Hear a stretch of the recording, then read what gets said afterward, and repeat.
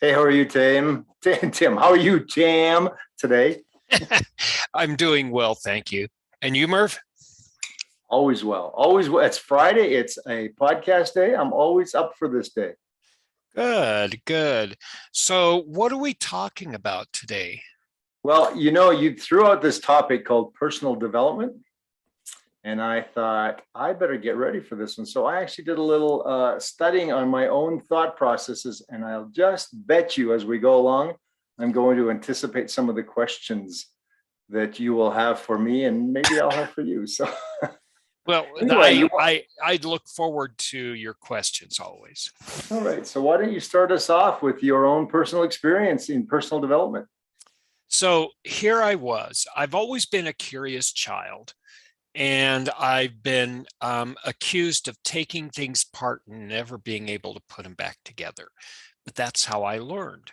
And it was sort of fun to me. I learned what happened with electricity and 120 volts when you short wires. I learned what happens when that green light in the barn says the electric fence is on and you touch it. I've always been curious, but I've always been intent that if I make a mistake, I better recover from it, and I better be able to recover from it quickly.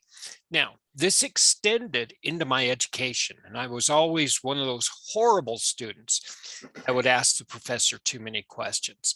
And then as I went into my career, it wasn't that I asked more questions, it's that I sort of settled down. And instead of asking questions, I started pulling information out by observation and that kind of thing. And by the time I was in consulting, I had a really good mentor. This was back in 2000, 2001. And he said, Tim, you're going to have continuous improvement, not just of your project and team, but also of yourself. And here's what I recommend. And he invited me to a meeting with the vice president, and that vice president opened the doors for about four others. And all of these guys were of a similar mindset, and that's why they were attracted to the corporation at that time. And they said, apply it, apply traditional engineering. And they said, here, here, here, here, and here. This is a systematic process. See what the results were. And I was amazed.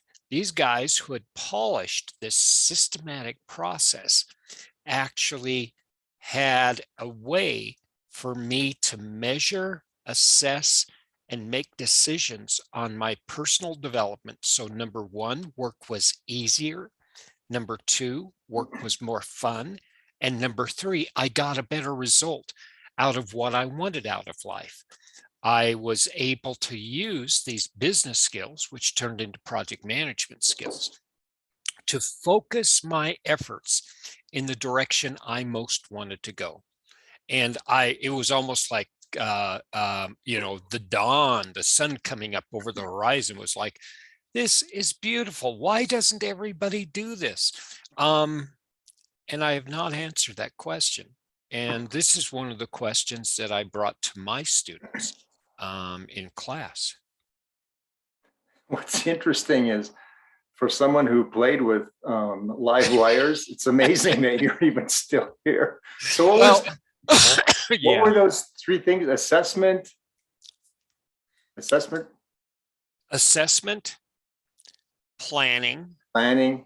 and constant change. It, uh, it was it was that continuous improvement. What we Continuous talk improvement. about by the constant navigation you have.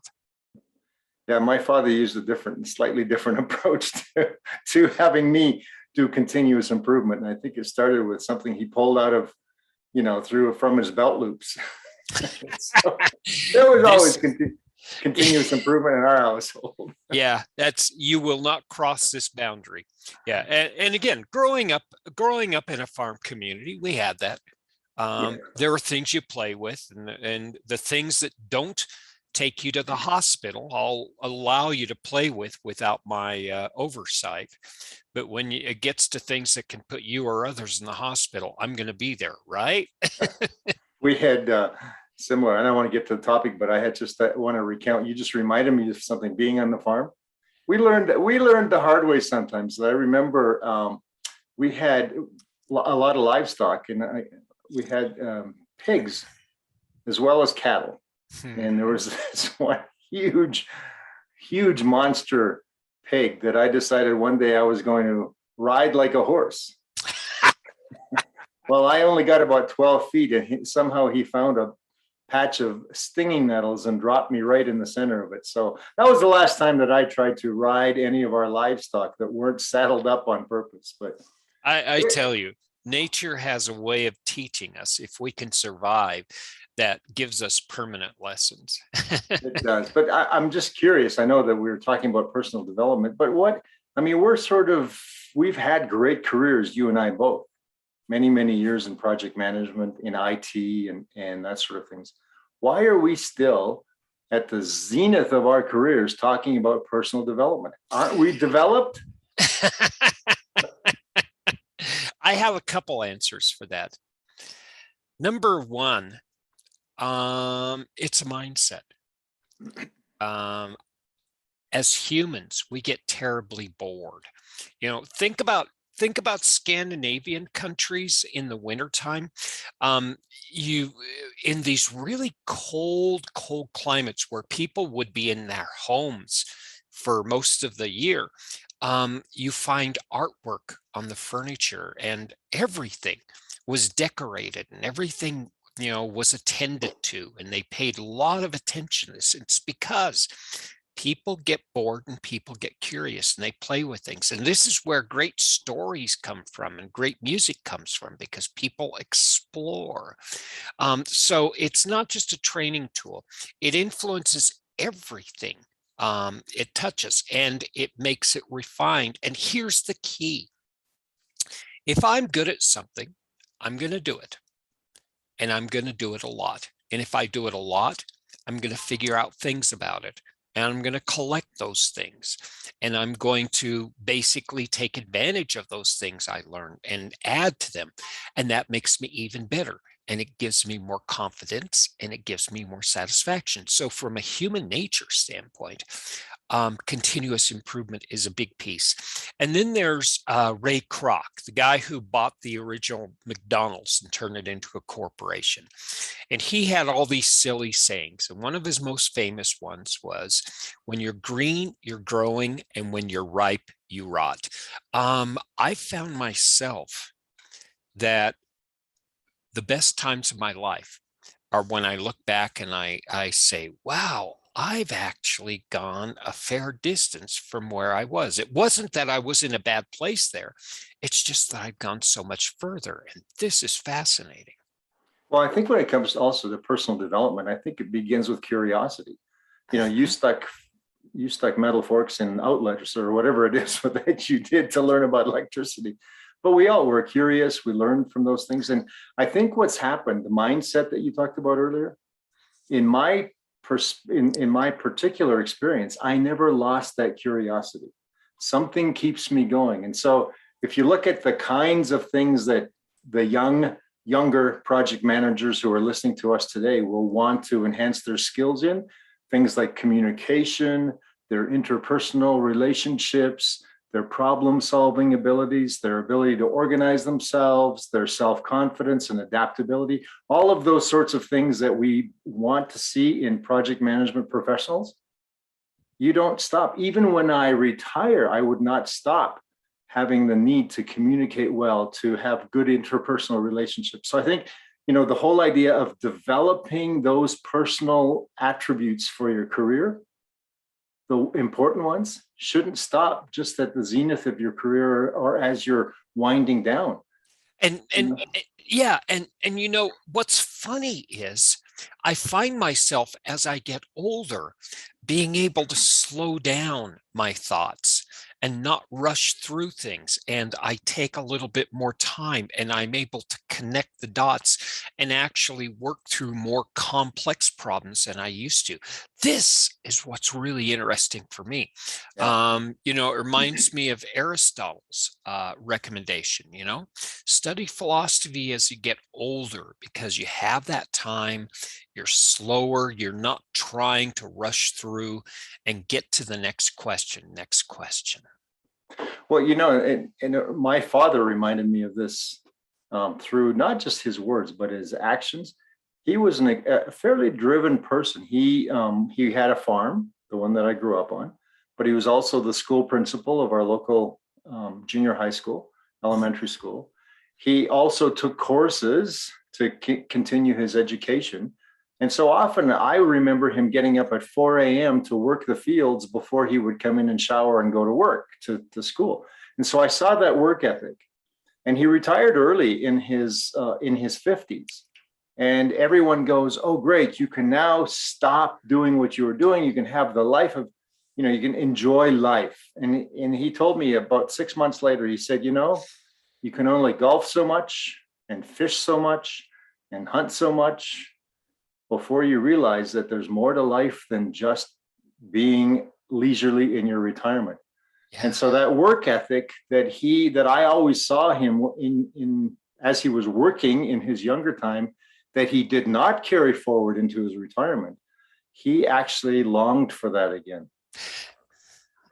Yeah, yeah. And again, it's a mindset. It's not just a set of actions. It's not just, applying something and getting a result. It's basically a set of behaviors and habits you fall into. And by approaching it and refining it in practice, not just learning, but practicing how to learn and learn more effectively, it becomes a real good strength in its own. So if I'm in my career starting up, I should not worry about the fact that I'm going to learn this skill for this time. I need to learn this skill for all time and just continue on being curious and continue to learn from that perspective. Yeah, and the first thing that everybody should learn formally is how to learn. It's funny because they don't really teach that in grade school or middle school or junior high or high school. And even at the university level, unless you go back and go into remedial classes, which nobody likes to do, they really don't get into the theory of how to learn, Right. how the brain works and how habits work and how to set up habits and how to motivate yourself and ensure discipline. Sure, it's scattered around there, but it's expected that you pick this up. But man, if somebody could actually package all that together and then provide it as a benefit, that's incredible value. Well, and I think you and I have in some ways packaged that. I mean, I've got my blog, you've got your students, and so we're able to impart our wisdom and our learning.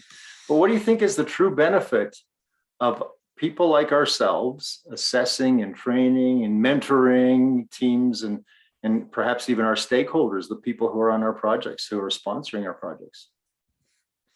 Well, number one, it improves strengths, right? Strengths in skills and knowledge and character and values, right? You're able to get stronger. Now, strengths are funny because if I'm strong at something, I'm going to do it more because it's easy. And also, it means I've been paying attention to it a lot, which means I probably like it more than other things. It actually is an understanding. When you find a strength, it's like, oh, this is what I'm most curious about. This is what I'm good at. What if I were able to do it more? And by being strong and doing it more, you can actually grow your own satisfaction and you grow your confidence. Now, the other thing you do when you learn is find your weaknesses, because no matter how strong you are, everyone has something that could take them down. Look at our leaders today. They have strengths here, they have weaknesses here. Just because you become strong does not mean you don't have a weakness. And by exposing yourself to those weaknesses and understanding them and studying them as well, you can actually protect yourself, or in the domain of project management, you can protect the project from the weaknesses, your weaknesses, the team's weaknesses, the stakeholders' weaknesses. And that's what the project manager is there to, right? To ensure project success. Yeah, and the other thing that I always found, especially working with my stakeholders, my particular interest on a lot of projects was to make sure my client was satisfied. I would always invite and almost demand that the client provide me with subject matter experts who stayed with the project. Mhm. Some of those projects were 2, 3, 4 years long, and we kept the same group of knowledgeable people. And here's what I noticed, that as long as I poured myself into mentoring them, the people who used to be bored at their desks in their daytime jobs suddenly came to life. Their job satisfaction increased. They developed their own leadership skills so that when they went back to their day jobs after the project was over, they were 4, 5, 6 times better in terms of ability to lead their teams than they were before they came onto the project. Now, was that because of my incredible ability to mentor them?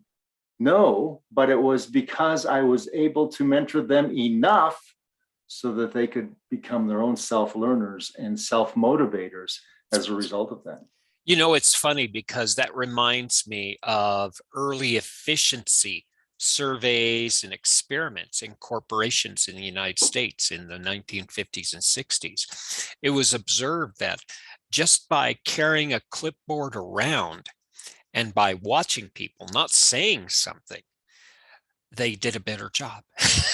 It's not negative either. It's you're recognizing them.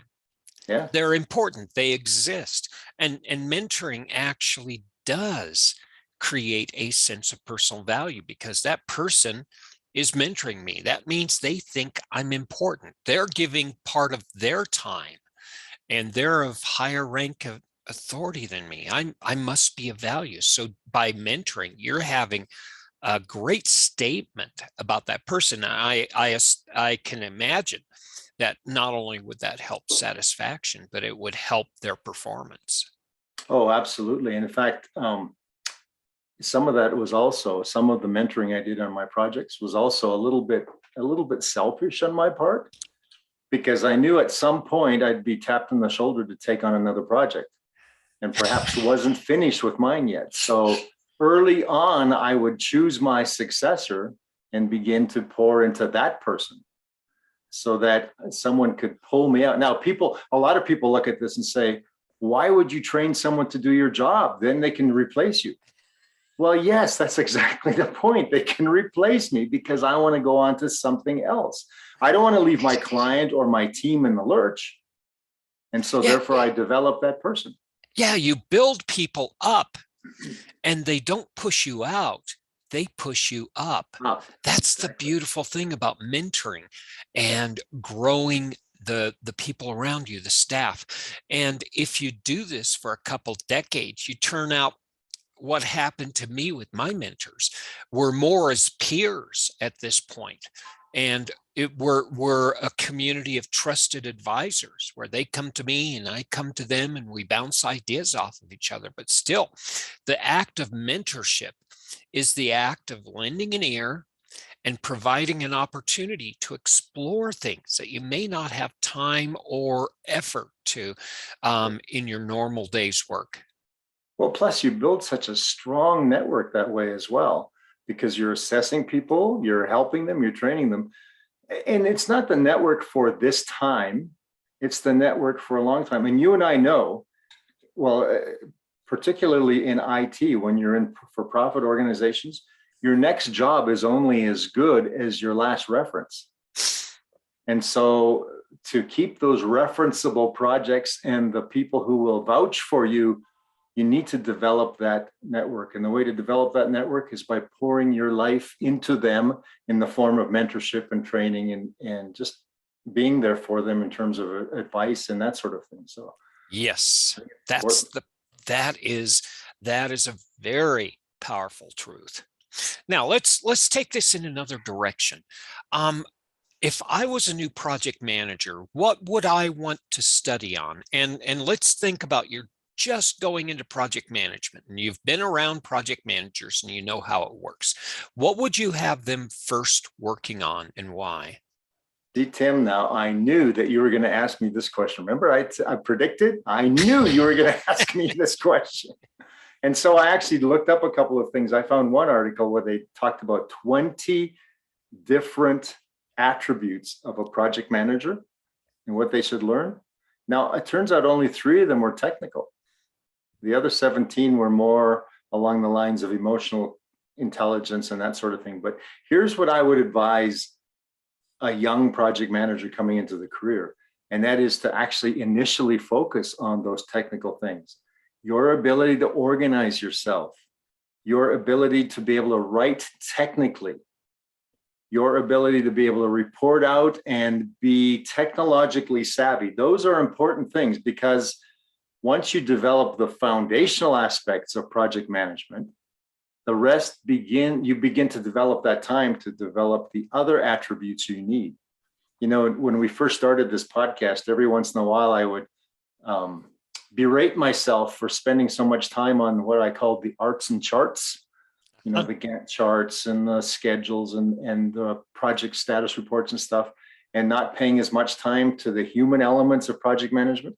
All of that's important. But my belief is, as a brand new project manager coming in, you need to develop those foundational technical skills of what a project manager does on a day-to-day basis.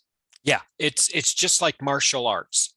When you first study martial arts, you have all these forms, right? And it's not a complete set of actions. It's not a complete project. It's not a complete skirmish or fight. It's little pieces. And that's the process components. Project Management Institute calls that the process, the schedule, the risk, the budget, and all these, and get that down and get those habits firm and healthy. And then working on the leadership pieces, which are the soft skills and are the people skills, your emotional intelligence and self-awareness. Now, you could be working on self-awareness and emotional intelligence as you're building process. I've seen that, but that's a wide spectrum of things to be absorbing initially. Yeah, it's not Go an ahead. either or. It's not an either or. It's just, I think, where do you pick to develop your strengths first? Right.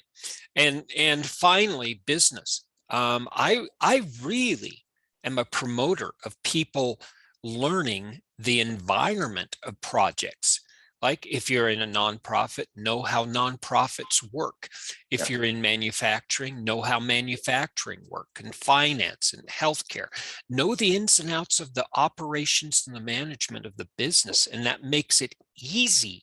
And it gives you a little bit of context as to why the project has to be this way or that way.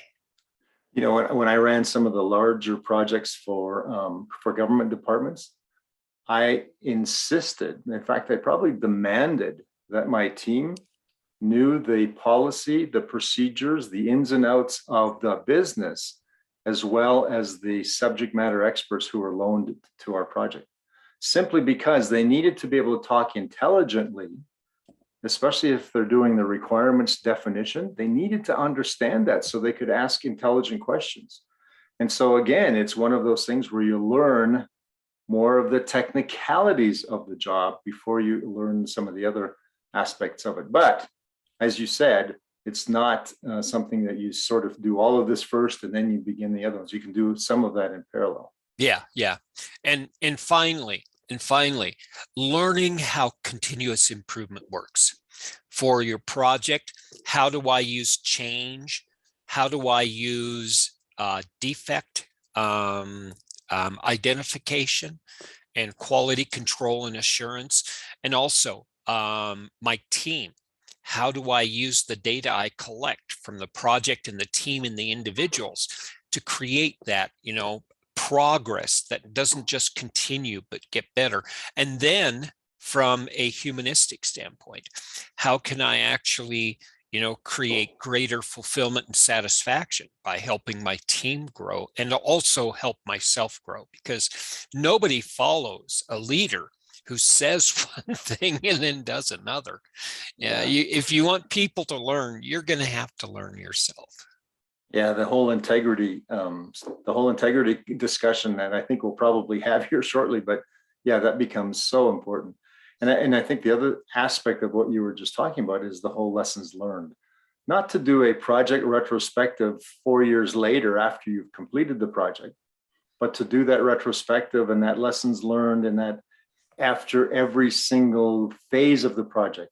I know in agile projects, a lot of teams would do a lessons learned or a retrospective after every sprint. What did I do well? What could I have improved? How do I take that to the next level? So that lessons learned becomes, again, it's more technical, but it's important. And it's one of those skills that I think a brand new project manager should definitely have in their back pocket. And you have a point there. It's not what you do at the end of the project. If you do it right, if you do your lessons learned and your surveys and your contracts right, you're collecting the information, you're organizing it, and you're using it as you progress. And so the end of the project is not, just pulling everything together. Everything's pulled together, and all you're doing is, like in a bed, you're making the corners sharp and tight, and you're archiving stuff, and it's all done. Archiving and maintaining an archive so that you can use that historical reference for later projects or for later work. Yeah, absolutely. Exactly. So if I were a new project manager and I took my advice and spent a couple of years really getting strong in these more technical aspects while kind of whittling away at some of the other areas that I know I need to work on. This is a long way of formulating this question, but in the next step, in terms of how would I advise a young project manager to train for the sort of the soft skills, the attributes, the character, the ethics, those parts of what we need to learn to truly become remarkable in our profession. This is the problem. You're looking not at an attribute problem, like I know it or I don't know it. You're working at a variable sampling state, which is a ranged problem. And so you can't just read a book and say, oh, I follow these instructions and I get it. It's not like doing an Excel spreadsheet, right? There's a lot of feedback in leadership topics. And so number one, it's going to take practice. So you're going to not get it right early, and you're going to have to expect that you're going to get more, here's how I'm going to correct myself next time. And then as you go through, you have less and less opportunity for correction, and you get back over into, basically refinement. But also, it's not reading a book, and it's not looking at a YouTube or going through slides. It's observing other managers and leaders and bouncing ideas off of them. So I can't go to a book on integrity, and after I finish reading, I'm the most integrity person in the world. But you know what? You know what it does? It gives you facts and figures, it gives you definitions, and it gives you concepts. It doesn't give you how it feels. And when we talk about these leadership skills, these attributes and character, there's so much feeling baked into it. And it's like riding a bike. You can read a book on how to ride a bike, but until you do it, you can't really understand how it feels. Yeah, we've talked in past podcasts and also earlier in this podcast, I think also on mentorship. And one of the things that I kind of thought about in terms of when I went back into my career and understood how I kind of learned a lot of these more soft skills, is I had mentors who I gave permission to, by my attitude, by my whatever it was, to be able to speak into my world. So for example, if I was lacking in a certain leadership skill, they had permission to come alongside me and say, here's what we need to be working on now. And so in some cases, I wasn't even aware that I had shortcomings in certain areas. And so I think when it comes to attributes or characteristics, some characteristics, not all, I think those can be learned, but you have to become aware of them first. And sometimes that takes a close personal relationship or a formal mentorship to be able to put that back into you so that you Well, understand where it is. yeah, and you're exactly right. And what's funny is you could also approach that, that mindset into acquiring skills too. Let me give you an example. Sure. I'd been studying music for about a year and a half at university, and I was up in the top 33 percentile of the students, but I hadn't found my quote unquote voice, right? And my voice coach said, Tim, you're not going to like this. This is going to be boring. It's going to hurt your ego. But for about 4 months, we're going to work on something. And we're going to only pay attention to these 3 lines of this music. And I'm going to tell you, try it this way, try it this way, try it this way, try it this way. And we're going to do that. And he didn't know what he was looking for, but he was looking for a result. I didn't know what he was looking for. I didn't know what it felt like to sing with my true voice. And then he'd say, right there, right there, right there. What did you do that was different? Right there. And this speaks to what you were saying. You didn't even observe these minor changes that you were doing, and having somebody who was thoughtful and set aside their time for that careful observation, it helped me find my true singing voice. And this is how we actually find how it feels to make decisions, to motivate, to influence, to use authority without hurting people. This is where you have to set aside your ego, and it takes a long time. It does. I've told you before, I think that, yeah, I have told you that I belong to an organization called Toastmasters. And one of the practices that we do there is something called impromptu speaking. And in part of that is we have a person who counts your ahs or ums or ers or ahs, those sorts of things. People can go through an entire 2-minute impromptu speech and someone says you had 14 ahs or ums. And they go, I had what? 14? No way, I didn't have any. So until they were made aware, and it took a few months in some cases, in my case, it took a few months to basically annihilate those kinds of speech patterns. I still fall back into them, but they're not annoying to the point where the speech is broken up by so many ahs and ers and ums that you lose the point of what they're trying to say. So I think that's exactly it, is you have to have someone who can come alongside you and say, let's work on this. Oh, yeah. And I remember what it felt like when I was going through that effort, finding my voice. But I still have that same cringe when I watch recordings of myself, like these shows. I look at it and I say, oh, Yeah. yeah. But you know what? If you can set aside your ego and use that, that's powerful information. Well, and we are our own worst critics. Things that I will criticize myself for, and I need to improve on this. Someone will go, I didn't see that. I didn't notice that. That was perfectly part of your natural disposition or whatever. So I think we are our own worst critics. Oh, yeah. But I have a slightly different take on this, because when I was thinking through this question, and I asked it in terms of how do you train for attributes or characteristics or ethics, for example. And I sort of started to parse that in my own mind, because attributes you can sort of train for, improving leadership skills, improving time management skills. You know, attributes where you're a good time manager, you're a good risk manager, you're a good budget manager. You can improve those sorts of attributes of who you are on the job. I was having a little more difficulty with character.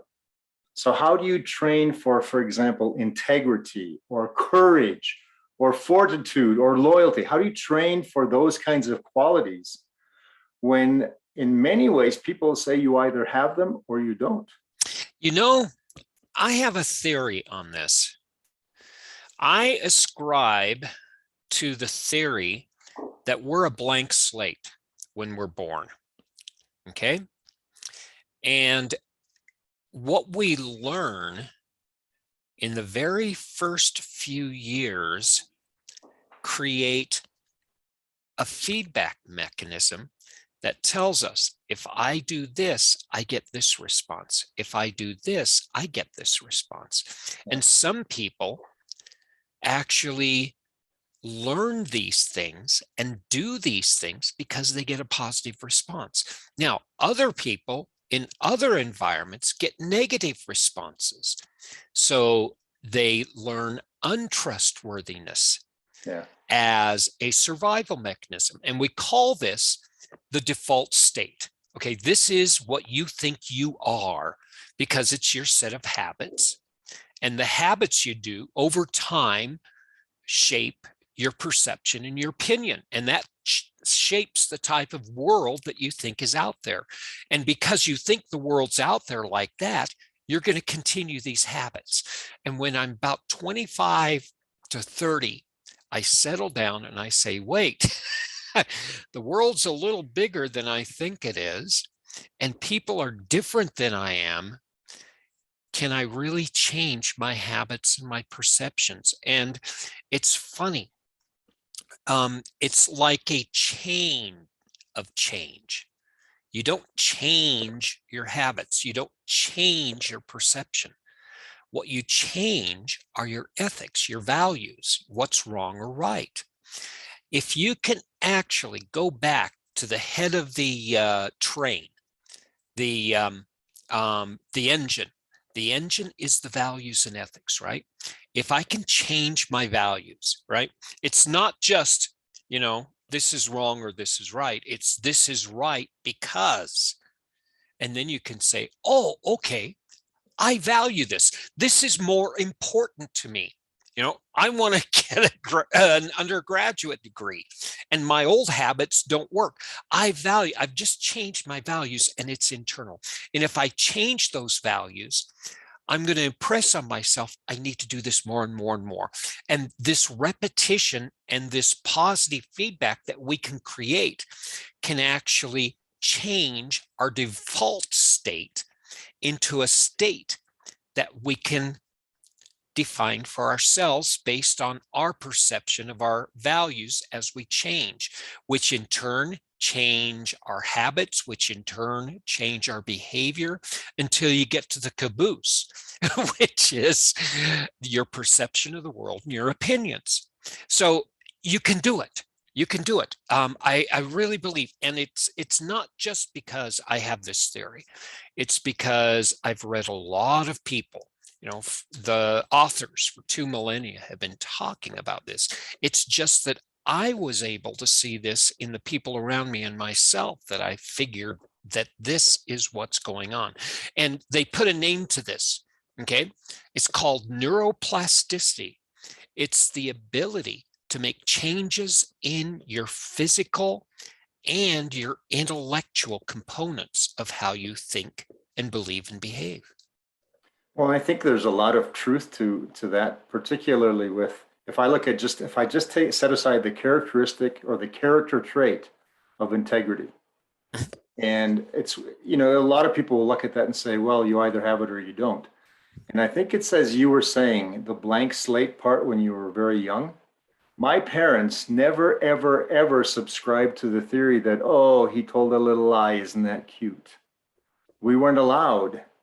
And if we were caught telling a lie, we faced the consequences. Right. And so I grew up with that part of me as being, you don't lie, you don't cheat, you don't, you don't treat someone improperly from an integrity point of view. You always, always, always have to be true to yourself. And so when I carried that into my adulthood, it's something that if someone looked at me and said, you either have it or you don't, he's got it. It's because because I didn't waver from that. But I was trained as a 3 and 4-year-old not to ever tell a lie or not to ever deceive anyone. So I think there's a lot to that. So let's talk about somebody who was never taught that, and they learned that telling a little lie actually got them out of trouble, and they didn't have to face the consequences. Okay, they grow up and they're 20 to 25, and they're basically use lies as a survival mechanism, right? Now, you get into a work environment and all of a sudden you're saying one thing, I'm going to do this, and you do another. And that's a lack of integrity. And that's what the real definition of integrity is. Your actions and your words don't say the same thing. It's not that you're breaking an ethical rule. It's you're creating confusion around the people around you. They don't know what to believe. They don't know how to treat you. And if you're a leader, they can't follow you. It's not that they won't follow you. They can't. They don't know which one to do. And so you find from just a pragmatic standpoint, hopefully in university or in your job, your early jobs, that if you make sure that your actions and your words are in alignment, you get positive feedback. So you can change things, even like integrity, if you want to spend the effort. Well, I agree with you. I agree with you at everything except when you said it's not an ethical thing. I think if you're a liar, and that I think you are breaking an ethical rule in that situation. Oh yeah. Now let's bottom out on this, because if you understand ethics, I think both of you and I are correct. You are absolutely correct. Ethics is the study of what's wrong or right. Now, it's not what's wrong or right according to a group of people or a government or a culture, okay? It's wrong or right according to human nature. Yeah. And that's the thing. People naturally behave in a certain way. And if we align with that, it makes life real easily. And that's what these values are. If you ascribe to these values, it makes everything so easy. Like I said, go ahead. Your example of the young person who grew up in a situation where they got out of situations by lying. It's interesting. I've had some of those types of individuals on my projects, and it didn't take long before they got themselves into trouble, because projects, as you know, we put a lot of checks and balances into everything that we do. And whether they knew it or not, if they said one thing on their status report, but it turned out not to be true, they were caught. And so a few people in my career, we had to discipline. Those who didn't learn had to be disciplined by having an exit interview. Those who did learn came along perhaps slower than we wanted to, but they did learn.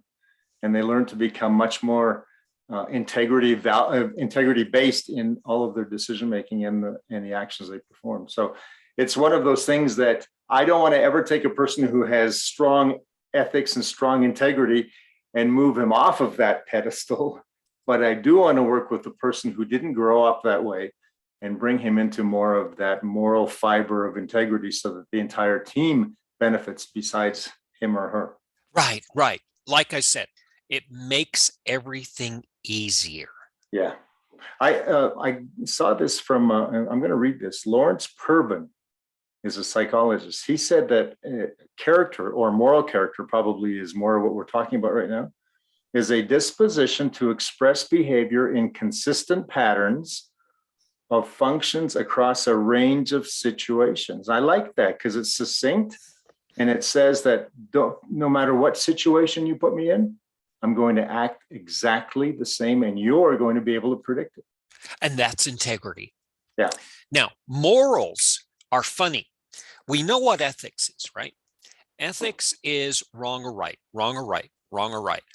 Morals have to do with behavior that's shaped by what we consider wrong or right.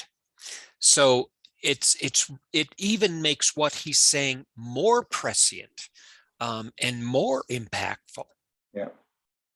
And ethics, I think, ethics I know can be learned and can be taught, because there's certain situations where people get put into that they don't quite know how to react.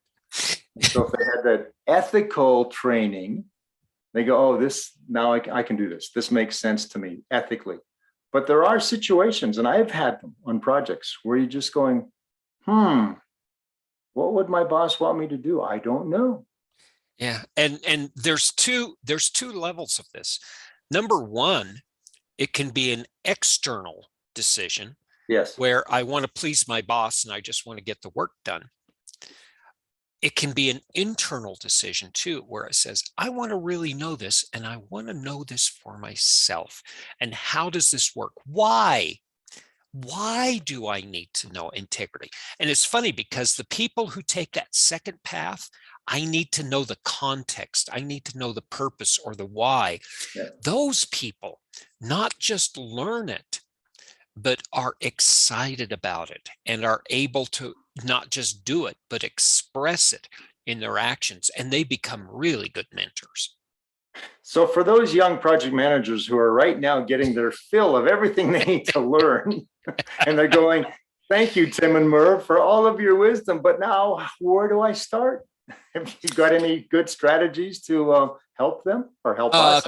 Yeah, the results of your work, your interaction in your life, manage your strengths and weaknesses, right? And identify them and be real truthful to yourself. And focus on your strengths and also identify your weaknesses. And if you can, shore up your strengths and your other capabilities so your weaknesses can't take you down. Like, if you're really good technically, like you and me, Merv, IT, right? Focus on that and enjoy it. But if you are weak, like me, I had a hard time completing work once I got into the middle of it, and I had to learn and practice that. Find those weaknesses that you can actually influence. Now, let that be a guide, but then as you explore, find people and literature and other items around you that actually exhibit great examples of what you want to be, like biographies or YouTube shows on history or events, and read. Well, and I think you said something much earlier in the podcast, and you said something about observing those around you, observing your mentors. I think observation becomes, certainly for me, in terms of a strategy for something that I aspire to, I would observe. And I've told the story in this podcast before about my mentor when I was working on a project in Hawaii. He would take me aside every single evening after the day, and he'd say, okay, here's what I observed you doing. Why don't we try it this way next time? He didn't slam me or, punish me or demote me or demerit me in any way because I made a mistake. He said, here's what I saw you doing. Here's what I think that would help you complete it better the next time. And from that observation of him, of me, and then me of him in those certain situations, watching him do the same thing, that observation helped me. I was able to pull it into myself and say, okay, I'm going to remember this for the next time. So observation and mentorship in my case were the highest forms for me for learning. Yes. And again, if you've never had this experience of a good mentor around you, it takes a little time to build the trust, but it teaches you not just through observation and feedback, but it teaches you how to release your ego. It's funny, we don't know how to learn and we don't know what to learn. And there are all these smart people around us, but until we actually find a mechanism of developing a trusting relationship with an expert, it takes time. And then you have to learn how to take care of someone, take care of a mentee, and be able to give them this critical feedback in such a way that they don't shut down on you. Well, that, and then not always, just because you're their mentor doesn't mean you're always on their case, so to speak. You don't want to always be giving advice. You want to be observing. You're going to say, okay, that one I'm just going to let go for now. I'm going to see. But the whole idea is if you're always mentoring and always giving advice, pretty soon they're going to want to say, you're being a helicopter parent right now, and I don't want that. And as you go further and further in your career, helicoptering is not mentorship. No. Mentorship is sitting down over a nice cup of coffee and a little bit of dessert, and somebody saying, "I have a problem. Can you give me a little feedback on this?" And Yeah. this is that the deep relationships that you build. And again, it's sometimes hard messages, but the hard messages are sometimes the ones you need to hear right now. Well, and you had mentioned read as well. And I'm just, as I'm talking to you on this podcast, I'm looking around at my office. Just in this one room, I may have, I'm estimating 500 books. Uh, uh, So I've read tons of books. how One of many my how many pages a week on the most read weeks do you usually read? probably not more than 30 or 40, but sometimes I'll sit down on a cold day, put the fire on and read all day, but it just depends on how busy I am and what it is that I'm looking for. Yeah. But I And think go ahead. where I was going with this is, as I look at the books that I've read on my shelves and kind of put into practice, the point is I put them into practice. Yes. Can't just read and say, oh, wow, now I am this person, or now I can do this. No. You go and try it. Yeah. Sometimes it won't work. I Yeah. mean, I've And got a book. I'm looking at my book here called Dilbert. Now Dilbert is a satirical look at office life, cubicle life. And I read that for enjoyment, but every once in a while there's a gem and I go, I'm going to try this. Right. yeah. Yeah. So Yeah. So what are your favorite books that have actually inspired you to learn the most? I don't know if I can name a book. I've got a lot of books on management skills. I've got a lot of books on spirituality. I've got a lot of books. Actually, probably my library of public speaking books has helped me a lot in terms of knowing how to deliver a speech and then gain a fairly large contract out of that. Oh, I've got that's books, cool. I've got books on history. I've got books, of course, on IT project management. There's a couple shelves there. I've got history of the Second World War here. Now, how does that fit with project management? You have to have broad interests. So I don't know if I would name a single author that I'm so tied to, as much as I am more of those kinds of genres of books. Yeah, How about you? I'm very similar. I'm very similar. For certain people, I usually stick to a broad genre. But there are some books, because I'm a project management expert, teacher, and also a mentor. I tend to give like 3 or 4 books out on a regular basis. One of them is Manage Oneself, right? It's Peter Drucker's take on how do you apply business management to improve your capability and satisfaction in your personal life. And that resonated so much with me. And the people I've handed that book over, it really has influenced them too. And it's short and it's really accessible. That seems to be one that triggers both me and the people who are similar to me. So you just broke one of my laws of living on this earth. That is giving away a book. Oh, I count the value of my book by the number of times I bought it. Actually, that's a great way of looking at it, because when I have friends come over for dinner, I triple padlock my office. Yeah, So they yeah. don't come in No, from this year, there's one title of a book that I give away for Christmas, and it's funny. I tend to give books before people ask, just by knowing the relationship and just by knowing the interest. And it's funny. I do, and I can count 4 or 5 books that I've given away 20 times.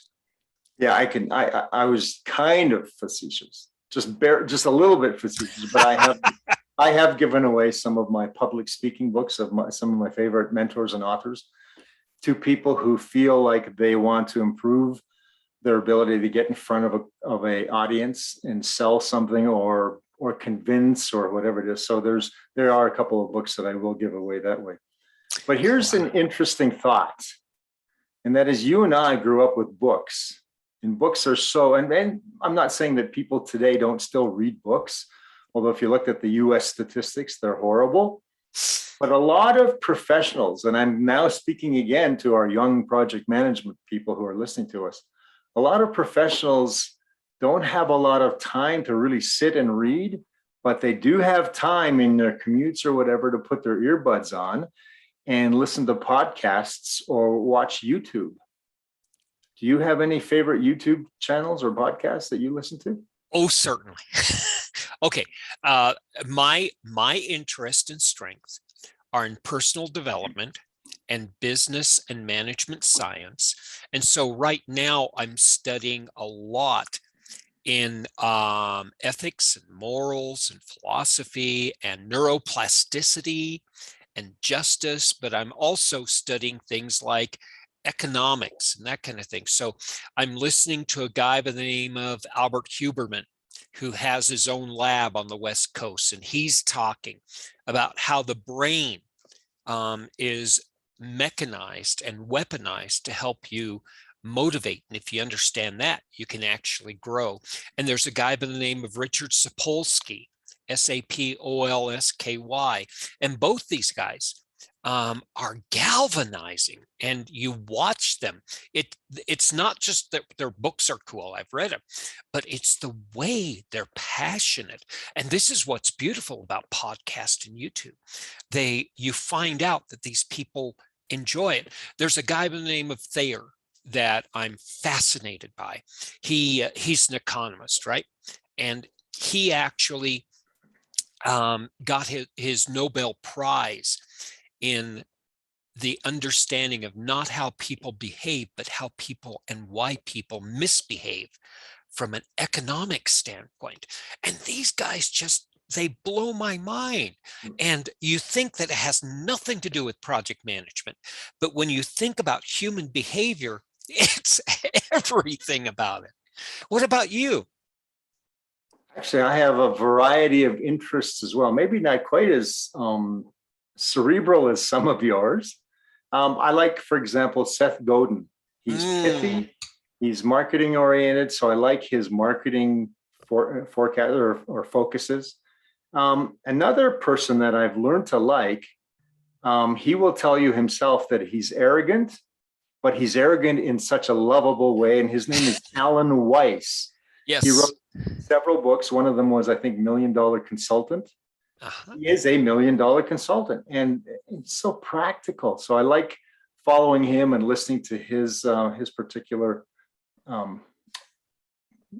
prognostic. I'm not going to try to say, but these guys are experts. They know it. They know their stuff backwards and forwards, and they aren't braggarts. They're just conscious of their knowledge.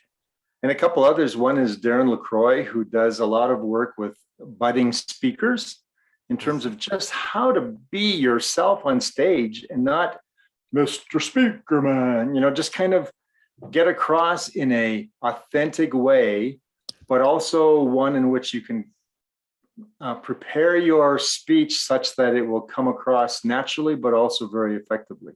Yeah. It's that combination of authenticity and conviction. Yeah. They're confident in their knowledge, and they're behind their beliefs. Ryan Holiday, Tim Ferriss, Tom Bilyeu, Kathy Caprino in business. She's a business consultant. She's brilliant.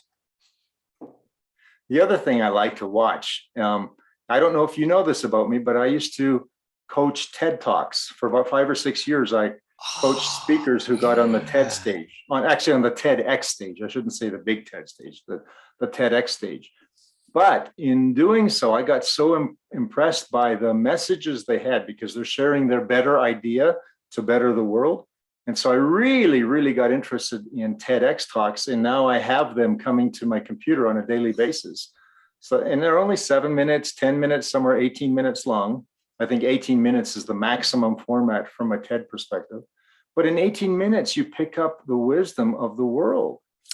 That, you think about Simon Sinek. Yes. right? The why guy. That's how he got his start. Finding that message that rang your bell and rang a few bells of the people around you, and finding out how many people that this really is interesting about. And this is a really good way to learn, not just to read and practice, but to pursue. Yeah.